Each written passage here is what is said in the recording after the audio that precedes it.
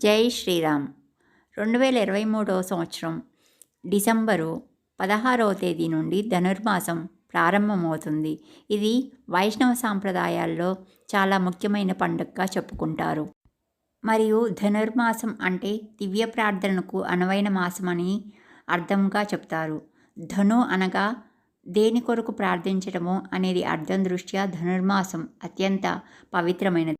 నిజానికి ఈ ధనుర్మాసం అనేది ద్రావిడ సంప్రదాయము. ఇది తమిళలు మార్గళి వ్రతంగా చేసుకునే అతి ముఖ్యమైన పండుగ. ఈ ధనుర్మాసంలో గోదాదేవి శ్రీరంగనాథుడిని పొందటానికి 30 రోజులు 30 తులసిమాలలు 30 పాసురాలు కూడిన పూజను వ్రతాన్ని ఆచరించి శ్రీరంగనాథునిలో అయినందువల్ల ఈ ధనుర్మాసానికి ఆ పేరు వచ్చింది. అనగా ఎవరైతే మంచి భర్త కావాలనుకుంటున్నారో ఈ విధముగా పూజ చేసినట్లయితే మంచి భర్త లభిస్తాడని కూడా పెద్దలు చెప్పారు. మరియు ధనుర్మాసాన్ని తిరుమలలో అత్యంత భక్తి శ్రద్ధలతో ఆచరిస్తారు. ఈ నెల రోజులు సుప్రభాతంకు బదులు ఉదయము తిరుప్పావైని పఠిస్తారు. మరియు సహస్రనామార్చనలో తులసి దళాలకు బదులు బిల్వపత్రాలతో పూజిస్తారు. శ్రీకృష్ణుని రజితమూర్తిని శయనబేరంగా ఈ ధనుర్మాసంలో అర్చిస్తారు. ఇది తిరుపతిలో జరిగే ఒక సాంప్రదాయం. ఈ ధనుర్మాసంలో ఉదయము సాయంత్రము ఇల్లు శుభ్రం చేసుకొని దీపారాధన చేయడం వల్ల మహాలక్ష్మి అనుగ్రహం కలుగుతుందని కూడా చెప్తున్నారు. ఈ మాసంలో సూర్యోదయానికి ముందే బ్రహ్మముహూర్తంలో పూజ ముగించుకోవడం వల్ల ఎంతో ఉత్తమమని కూడా చెప్పారు. ఈ ధనుర్మాసంలో వివాహాలు శుభకార్యాలు చేయరు. ఎందుకంటే రవి ధనురాశిలో ప్రవేశించి మకరంలోకి వెళ్ళే సమయమే ధనుర్మాసం.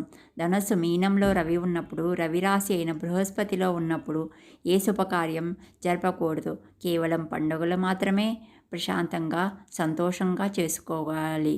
ఈ మాసంలో ఎక్కువగా సూర్య పూజలు మరియు విష్ణు ఆరాధనలు చేస్తారు. మరియు ఇంటి ముందు గీతల ముగ్గులు వేస్తారు. గొబ్బెమ్మలను పెడతారు. గొబ్బెమ్మల్ని లక్ష్మీ స్వరూపంగా భావించి పసుపు కుంకుమ బియ్యపిండి పూలతో అలంకరించి పూజిస్తారు.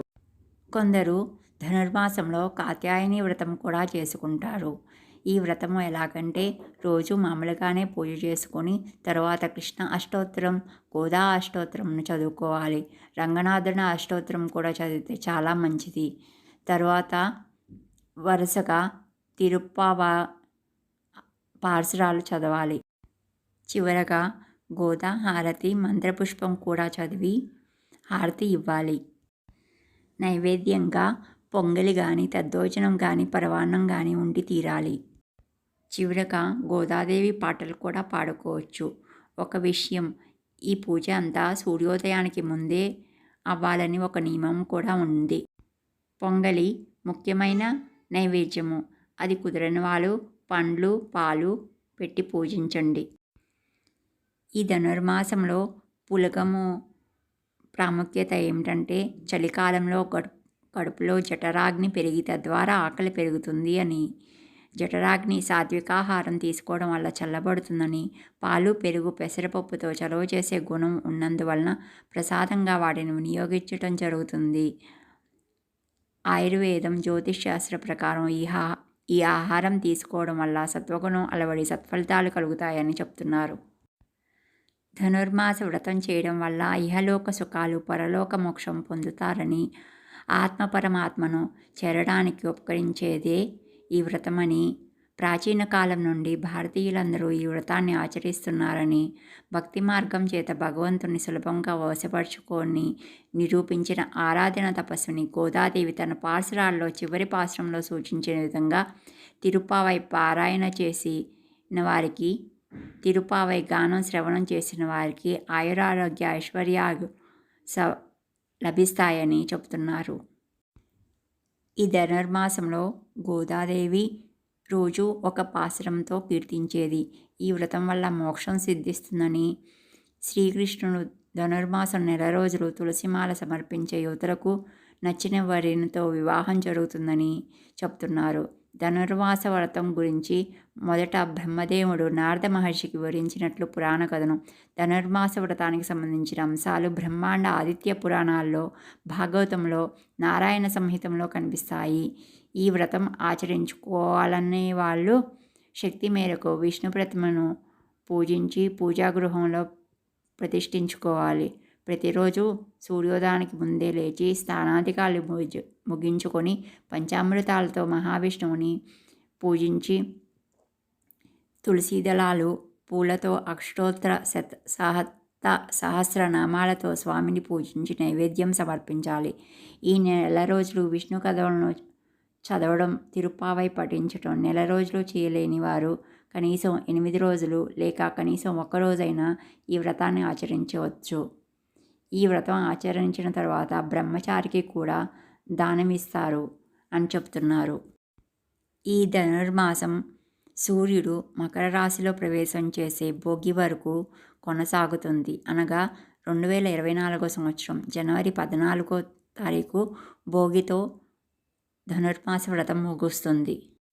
ఈ మాసంలో దేవాలయాలలో ఉదయమునే పూజలు చేసి నైవేద్యాన్ని పిల్లలకు పంచిపెడతారు. దీనిని బాలభోగం అని కూడా అంటారు. సాక్షాత్ భూదేవి అవతారమూర్తి అయిన ఆండాళ్ రచించిన దివ్య ప్రబంధమే తిరుప్పావై. ద్రావిడ భాషలో తిరు అనగా పవిత్రమైన, పావై అనగా వ్రతం, ప్రబంధం అనే అర్థం.